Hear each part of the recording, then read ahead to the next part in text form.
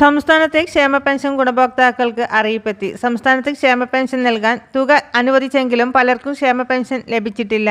May മാസത്തെ പെൻഷനോടൊപ്പം ഒരു മാസത്തെ കുടിശ്ശിക കൂടി ചേർത്ത് മൊത്തം 3200 രൂപ വീതമാണ് ഗുണഭോക്താക്കൾക്ക് ലഭിക്കുക എന്ന് സർക്കാർ വ്യക്തമാക്കിയിരുന്നു.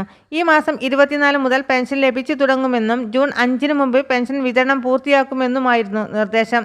എന്നാൽ പലർക്കും ക്ഷേമ പെൻഷൻ ലഭിച്ചിട്ടില്ല. ശനി, ഞായർ ദിവസങ്ങളിൽ ബാങ്ക് ഇടപാടുകളിൽ ഉണ്ടാകുന്ന പല താമസമാണ് പെൻഷൻ ലഭിക്കാൻ വൈകുന്നത് എന്നായിരുന്നു ഗുണഭോക്താക്കൾ കരുതിയിരുന്നത്.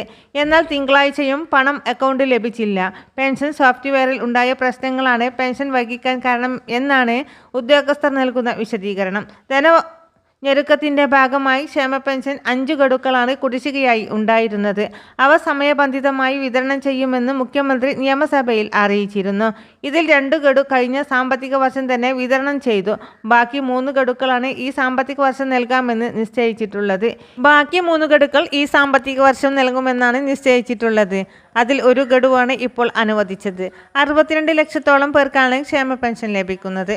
2024 ഡിസംബർ 31 വരെ സാമൂഹിക സുരക്ഷാ ക്ഷേമനിധി ബോർഡ് പെൻഷൻ അനുവദിച്ചിട്ടുള്ള ഗുണഭോക്താക്കൾ ജൂൺ 25 മുതൽ ഓഗസ്റ്റ് 24-നകം വാർഷിക മസ്റ്ററിംഗ് നടത്തണമെന്ന് അധികൃതർ അറിയിച്ചു. അക്ഷയ കേന്ദ്രങ്ങളിലെത്തി മസ്റ്ററിംഗ് ചെയ്യുന്നവർക്ക് 30 രൂപയും ഗുണഭോക്താക്കളുടെ വീട്ടിലെത്തി മസ്റ്ററിംഗ് ചെയ്യുന്നവർക്ക് 50 രൂപയും ഗുണഭോക്താക്കൾ അക്ഷയ കേന്ദ്രത്തിന് നൽകണം.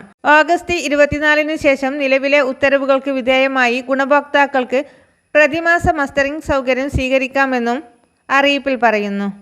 എല്ലാവിധ സർക്കാർ അറിയിപ്പുകളും നേരത്തെ തന്നെ നിങ്ങളിലേക്ക് എത്തുവാൻ വേണ്ടി ഈ ചാനൽ സബ്സ്ക്രൈബ് ചെയ്യാൻ മറക്കല്ലേ. ഈ ഇൻഫർമേഷൻ നിങ്ങളുടെ സുഹൃത്തുക്കളിലേക്കും ഗ്രൂപ്പുകളിലേക്കും ഷെയർ ചെയ്യാൻ മറക്കല്ലേ.